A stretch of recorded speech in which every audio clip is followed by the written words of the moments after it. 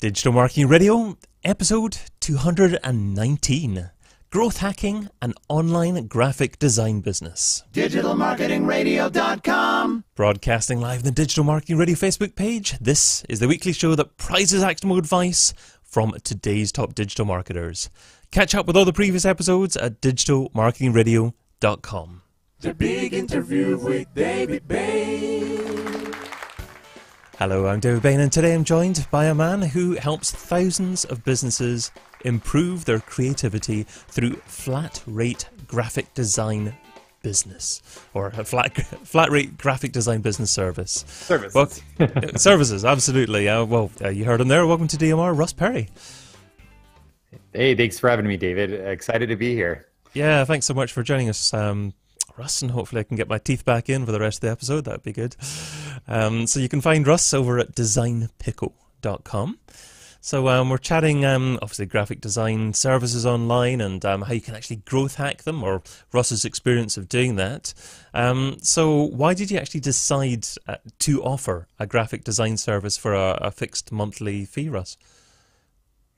It honestly fell into my lap. Before I did this, I was I say a tortured agency owner, a tortured creative agency owner. I had attempted to become a creative agency here locally in Scottsdale, Arizona for about 8.5 years. And honestly, the business model was just not working for me. And I don't have 3 hours to explain all the problems that I was having. But after I closed it, and I had a partner who was remote, I had a partner the last 3 years of that who was in Argentina, and we had done some work together. After I closed it, I realized to myself, well, one, I was almost 30, and I was like, I'm screwed. I can't go just get a regular job. I've been an entrepreneur too long. I have to figure out something in the creative space. So I just started consulting. And for me, consulting was basically me begging my friends to give me a job while I needed to figure out what I was going to do. But with this consulting process, I started to have more small requests come in and more small things that came into my lap than these large strategy, big picture type projects that I was used to with the agency.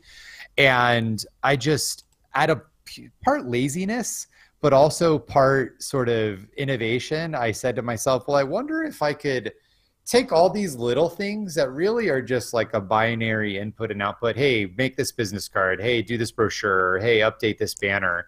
And I wonder if I can create a system. And I was at the time reading a bunch about SaaS companies and recurring revenue. And I was like, I wonder if I could just package it in a way to where someone could just have somebody whenever they need and get this help.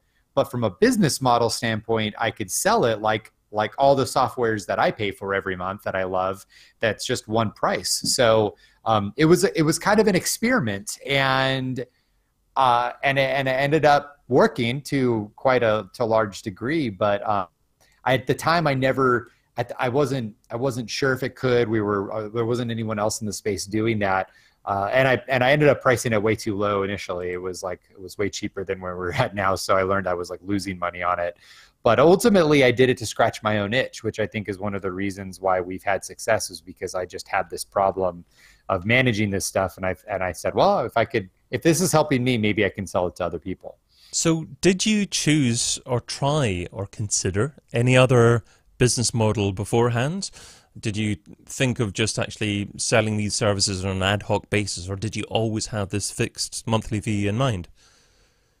You know, it's so funny you asked this question, because I literally just moved into a new house 2 days ago, and I was going through a big stack of my notebooks going back to 2014, specifically December of 2014, when I was really concepting this idea. And I know it's mostly audio, but I took pictures of my sketches and my notes. And I did try it initially. We had a one design pricing model where you could try it for $50 is I think what I put on there. And then we also had first design free, and we had some other ancillary pricing models. But ultimately, it just complicated the sales conversations, and people were asking too many questions. And I was the sales guy and the marketing guy and the PI and the pickle, dressing up as the pickle. So to have too many questions was like too much work. So I said, screw it. We're just going to drop everything and just have one price, and we're just going to see if this works. Sorry, you said the person dressing up as the pickle, didn't you? I did. Because that was just a very small couple of words just in the middle of that section. So I know this is a digital marketing show, but I will say there is a lot of value online companies can get from offline marketing efforts. And so our very first offline marketing event we ever did was at the Infusionsoft conference in Phoenix, Arizona in 2015. And they were all sold out of booths. It was like 2 weeks before the show. And so I negotiated a $3,000 sponsorship, which was like more money than I could ever imagine at the time to do this. And I was quarantined to the lunch tile area, and I was allowed to hand out pickles.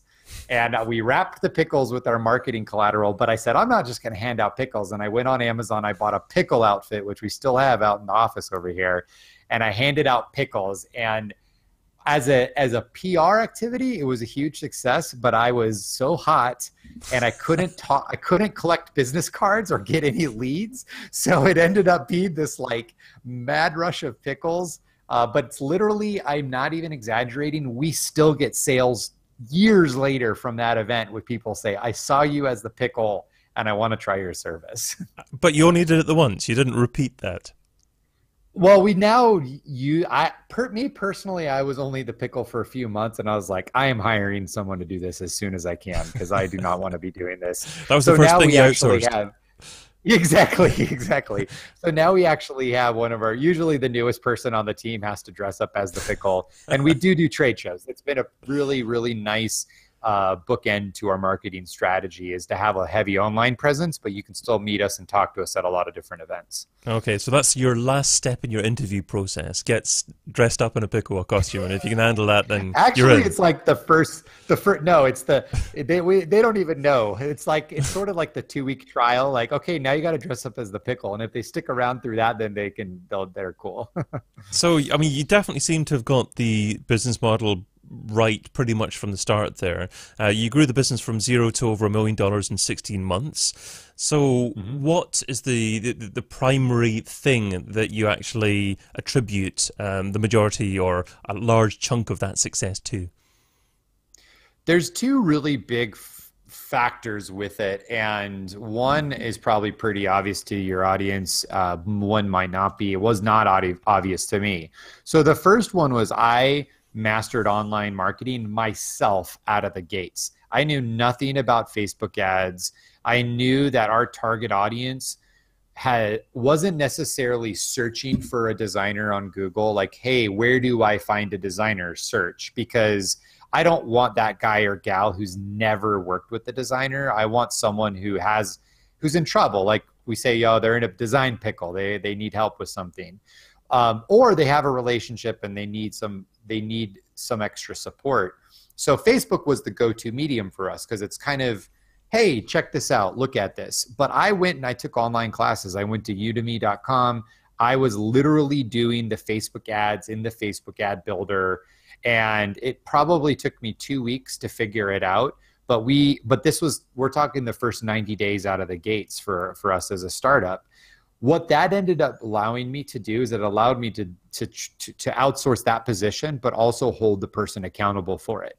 And I know a lot of friends who try to hire design or ad guys and digital marketers, and they try to outsource it, but they don't know those skills themselves, and then they get hosed, they get ripped off, they don't know how to hold them accountable.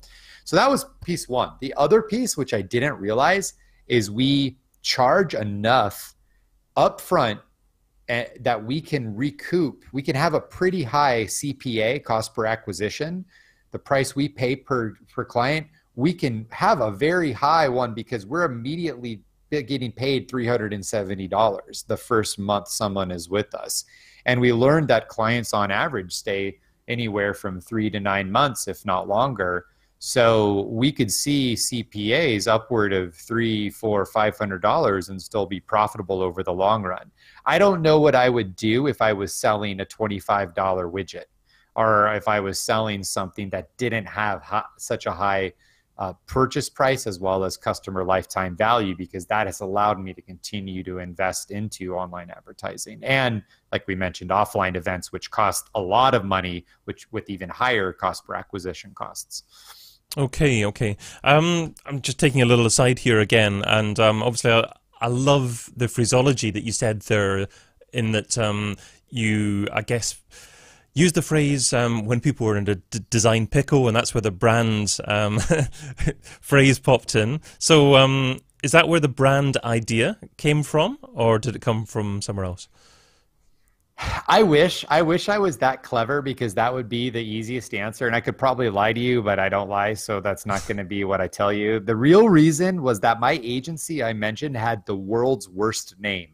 It was, and I'm going to say it as best as I can, NSB/Keane, Keane. So if you try to say that in a sales conversation or to a prospect or a client, it sucks. You can't, you never get it right. Everything's always if you say it on a misspelled. podcast, you've got no chance of someone actually writing it No down chance. correctly. No one's ever going to hear it. MSB Dean, what did you say? So I knew I wanted a clear name that was memorable. I personally love pickles. They're pickled foods of all kinds are near and dear to my heart. And designpickle.com domain was available.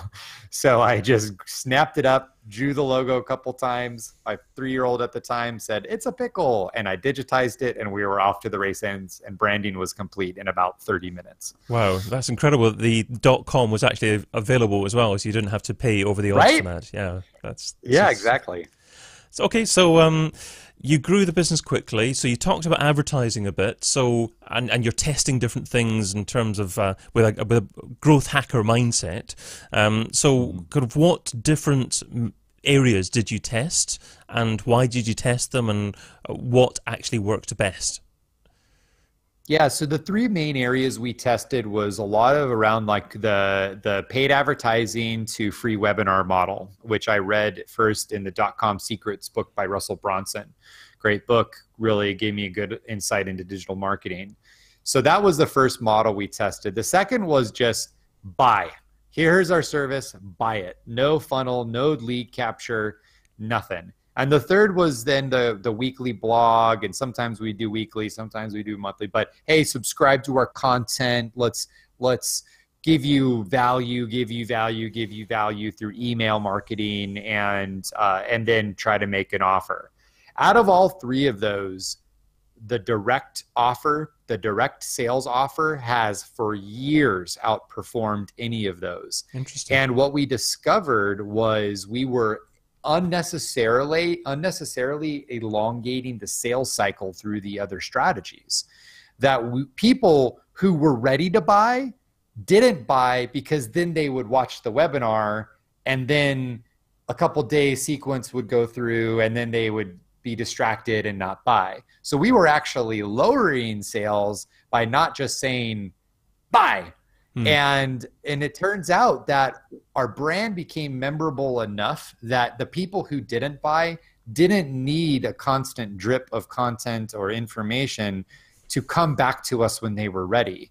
They just remembered, oh, those pickle guys, the guy who dressed up as the pickle. I'm gonna go try them out now. So really now our sales strategy is super broken in terms of we don't have a continuous funnel strategy from top of funnel content to low funnel. We literally have funny, ridiculous, silly top of funnel content, really not related to design, a lot of related to pickles. We've gone to pickle factories. We have the pickle dressed up doing all sorts of silly stuff. And then we have a ton of retargeting buy now content. And so and we just leave the middle out. Maybe we're wasting money at this point, but for us, that's been the highest profit strategy for us. And again, not everybody has as memorable as a brand as we do. And what we're doing is simple. It's design. We're not trying to sell, marketing automation services or this new cool analytics package you've never used. And we have a ton of upfront education that we have to do before you see the value. Either people see the value in design or they don't. And then end of conversation. And do you try and measure how many touch points, how many experiences with your brand it takes on average before someone is willing to make that purchase decision? We don't. and it's been a huge problem for us. And we actually just invested in HubSpot for our CRM to be able to do that, because we had 3 different systems measuring things, as well as Google Analytics, which is really anonymous and not super accurate in a lot of ways because of how much traffic's blocked, and it wasn't working. And this has been a huge struggle for us to kind of get to that next level, is knowing, okay, on average, this is how many touch points, or this is the timeline between first touch and purchase. I could guess, but most guesses are wrong, and so I wouldn't say with confidence what it is. But it's either right away, or we, like I said, we've had people wait 2 years to buy, but they've remembered us and they've kept in touch. So in terms of retargeting, are you just retargeting using Facebook? Or are you using lots of different networks as well? We have been primarily using Google's networks as well as Facebook. We've tried third-party plugins to those, like AdRoll, and using that. It's been, everyone has their own opinion. If I talk to the Facebook guy, he's going to say, let's use Facebook, it's better. If I talk to the Google guy's going to be better. But we just try to flood it, because again, if you've come to us, you probably have an acute need at that point, or there's something on your mind. So we want to get in you as much as we can over the next 2 weeks. And if you ultimately don't decide to purchase, you've had enough brand exposure that you will remember us when that pain becomes even worse, and then you do need to come back to us and try us out. Okay, and but I will say that the CPA, I mean, this is no surprise for anyone who's done remarketing. It's a third of the cost for the remarketing. I mean, and that's another reason why we're putting more effort this year into top of funnel traffic building, is because we want a bigger remarketing pool that we can tap into. Okay, is it right then that you're only focusing primarily on retargeting and you're not doing anything like similar audiences on Facebook?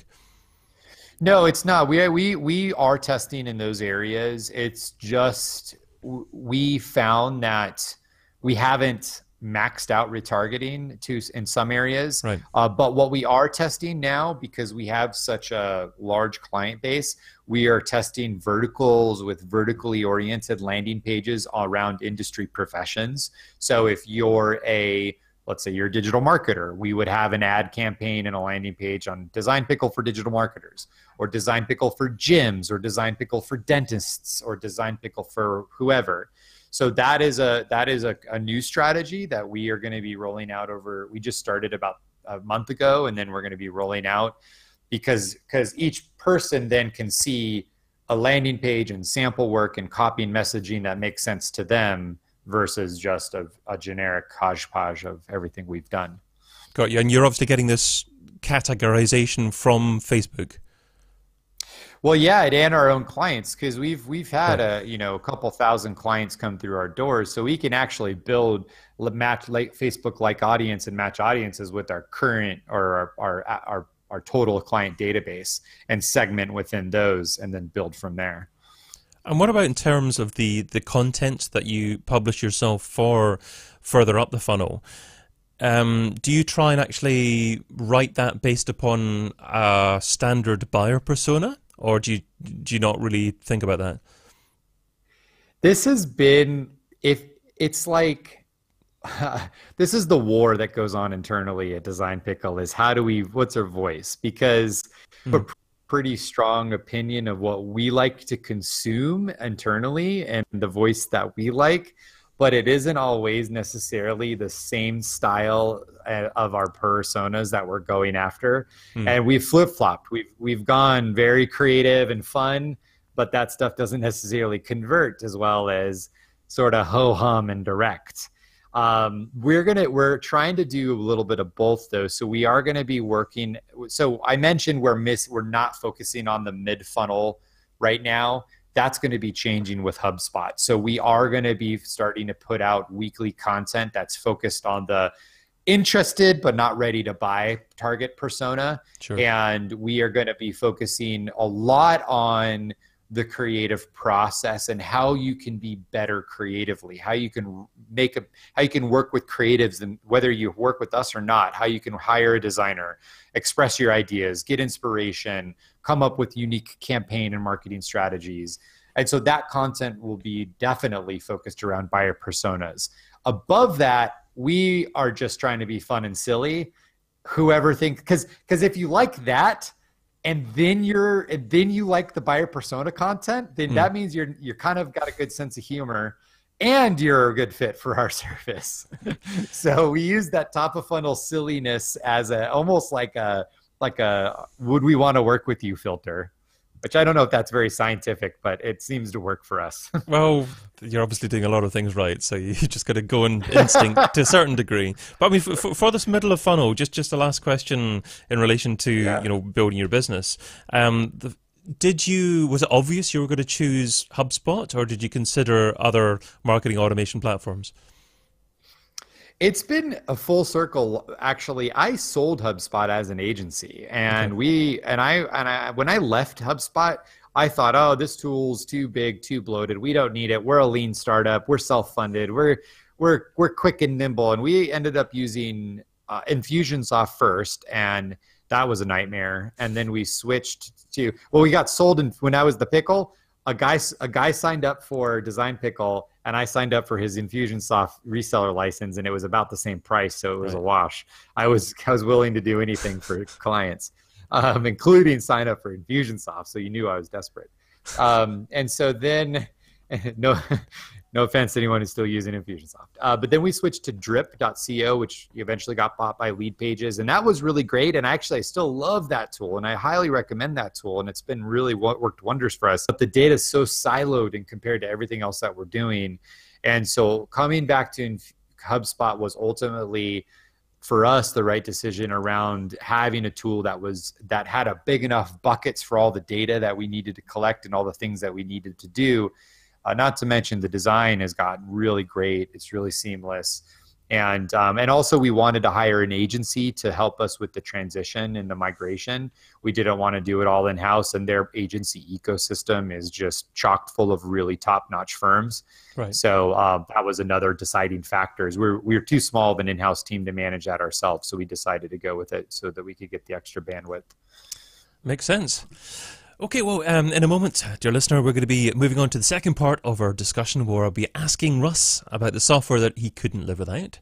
But first of all, have you purchased my copy of Digital Marketing in 2017, the book yet? 107 digital marketers, all in one book, sharing their #1 actionable tip for the year, and written by me. So you can check out the reviews and grab your copy over at digitalmarketingin2017.com. But let us segue over to the second section of our show, and that focuses on Josh's thoughts on where digital marketing's been and where it's heading. So starting off with software I couldn't live without. So I said Josh. Why did I say Josh? That's it's right. Russ. Yeah. I knew it was Russ. It's one syllable as well. Maybe that's what it was. But sorry, Russ.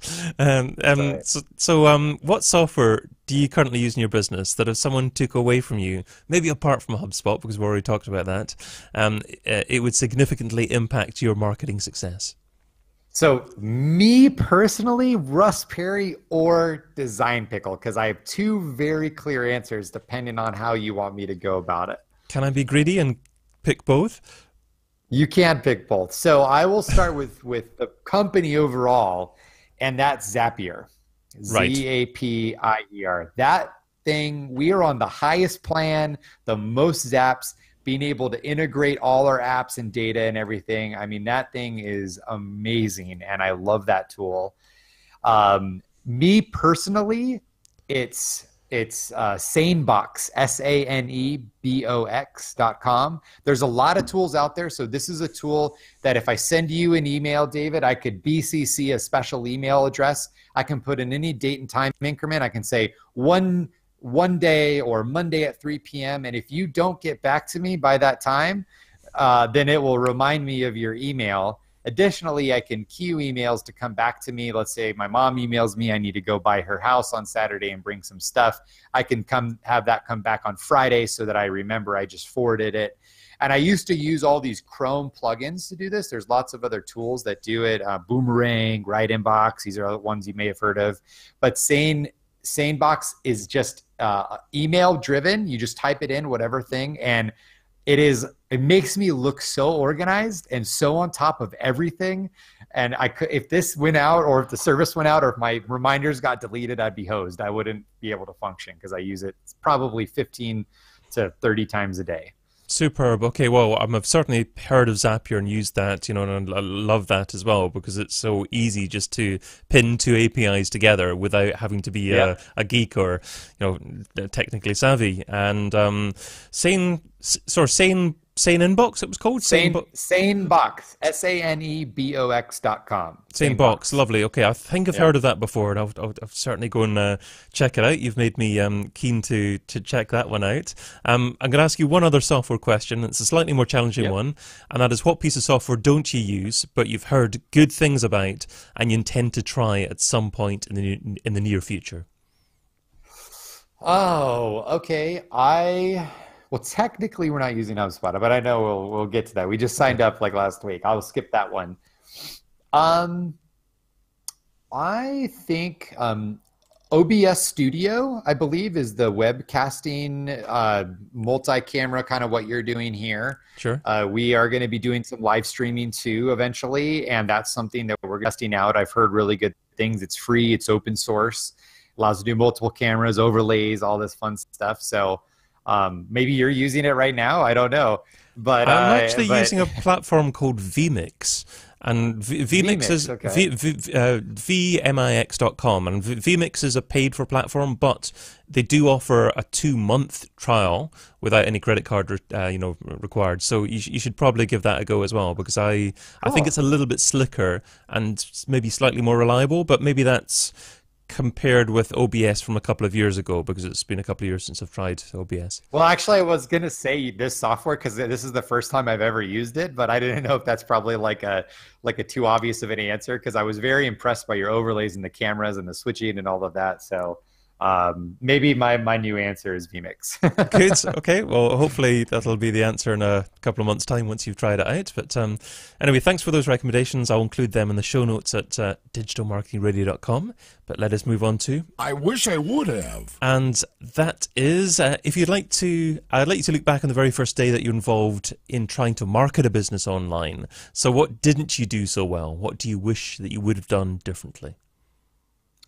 I really botched the sales process. Now, we talked originally about how I elongated the sales process through a couple of different marketing strategies that didn't work, the webinars, the drip campaigns. And the other big mistake I made was I had a sales guy.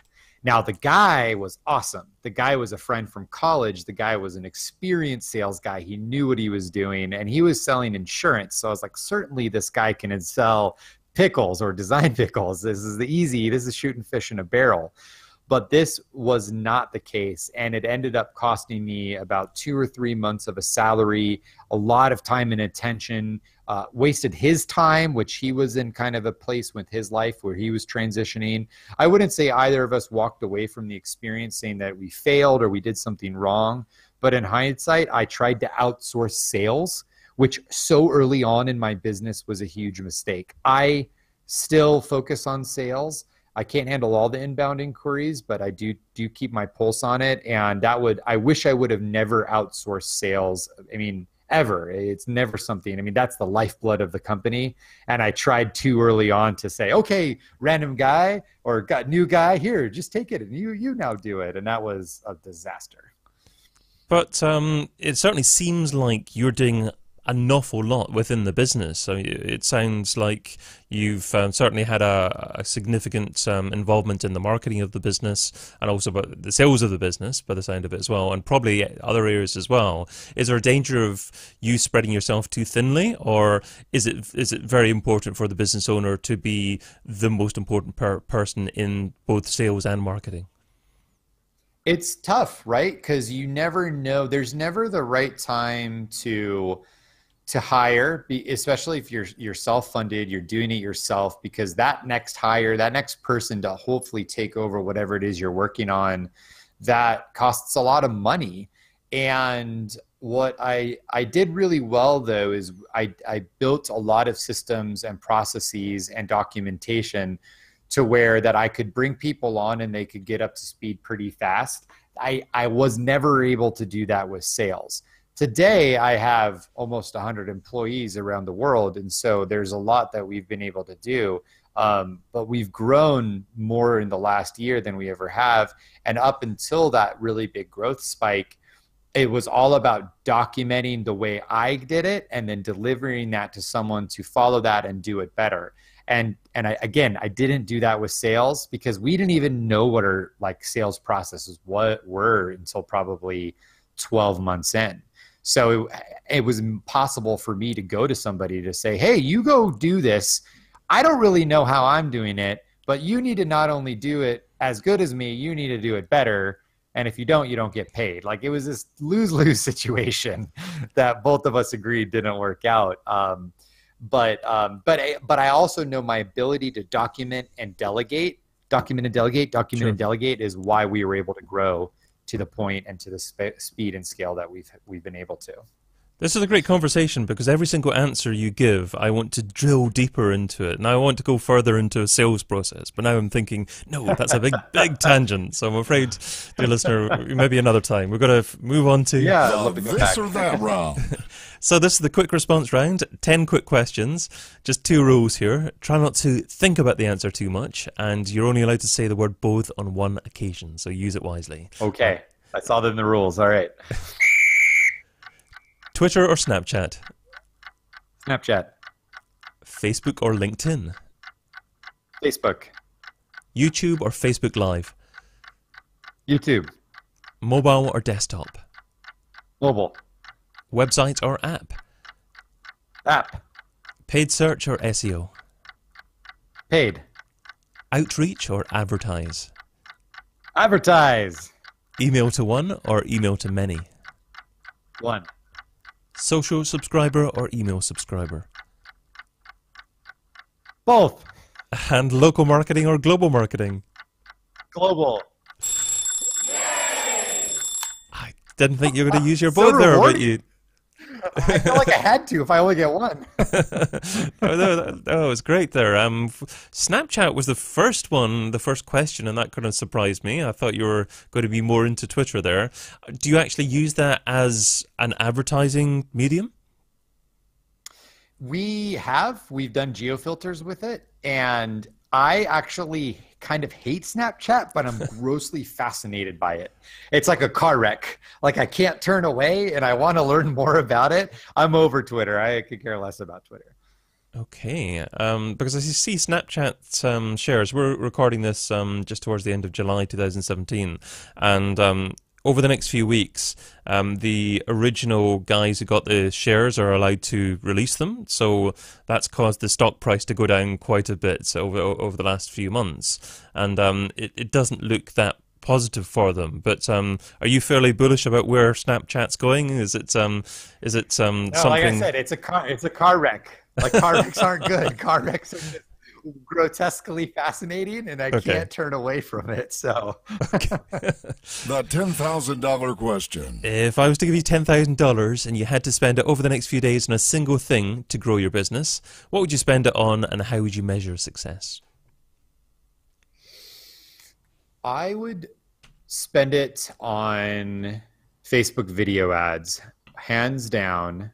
And they make it very easy to measure success, assuming you have all your tracking set up correctly. I would create a limited time offer or sequence for our service, some type of promotion, where I tag it on to some holiday that's coming up, some event, something, and I say, talk about the limited time, go out there, talk about the service, and then have a sequence of retargeting ads tagged onto that. And I think we would crush it with that, kind of little micro campaign with $10,000. Love it. My number one takeaway. Well, Russ, you've offered a lot of great advice in the conversation, but what is the number one takeaway? What's the single most important step that a listener needs to just take away and implement in their business? Make sure you're charging enough. That is my biggest takeaway, is make sure whatever you're doing, you're making enough money to pay yourself as well as to reinvest that extra money into marketing and sales and growth. And this is what I didn't do for 8.5 years at my agency. I only made enough to pay mostly other people, not necessarily even me, and there was nothing left over. And we've done the opposite, is everyone gets paid a fair amount, the clients get to pay us a fair amount, and then we have money left over to grow our business, which has been very powerful. Great advice. Now, I was going to say that's what you started our conversation with there, so it's a nice loop to finish off with. Just digging in a little bit more, you said that you started off with Design Pickle not charging enough. So how long, with this particular brand, did it take you to realize how much you should be charging? Well, when about half of my clients were telling me I wasn't charging enough, that was a big indication that I wasn't charging enough. And ultimately, I had some financial models built out around the SaaS subscription. And as the labor costs started to come to life of what it actually, I had overestimated how many clients a designer would be able to support. I thought they would be able to support a lot more. So instead, we had to hire more designers so that it was a fair amount of a load for a designer. So my labor costs were higher, and immediately, even though my model was wrong, because I built a financial model, I knew where I needed to improve. I knew what was different, that my labor was X and it was actually Y. And so if I increased my rates, then I would be able to cover that difference. And we haven't changed our prices since late 2015. And you didn't lose too many customers when you decided to put up your prices? No, and it's all about, what does someone value? If someone doesn't value what we're doing, I don't want them as a customer. If they're going to argue with me about price, I mean, we are like insanely cheap, $370 a month. So if you think that's too expensive, then I certainly don't want you as a client. And I feel sorry for you if you're married, because your spouse probably thinks you're a cheapo. Well, I think that's that great phrase to finish off with. So that takes us to the end of our discussion today. So thank you so much for your time and your advice. What's the best way for our listener to find out more about you and what you do? Yeah, actually, we talked about designpickle.com, but I have a personal site that's up, and it has just a little bit more about all the projects, my writing and everything. Set up a landing page for you guys. So if you go to russperry.co/DMR for Digital Marketing Radio, then you guys can check it out and say what's up and reach out if you have any more questions. Superb, and I'll make sure I link to that as well in the show notes at digitalmarketingradio.com. So thank you to Russ, and thank you to your listener too. If you have an opinion of what Russ shared today, tell us what you think. So the Facebook page is facebook.com/digitalmarketingradio. You can tweet me at David Bain. Yeah, I'm still on Twitter, I haven't made on to Snapchat quite yet. And remember to subscribe to the podcast if you're not already, so you can do that. digitalmarketingradio.com/iTunes for iPhones, or digitalmarketingradio.com/Android for Android devices. But until we meet again, be fantabulous and do one thing that scares you. Adios.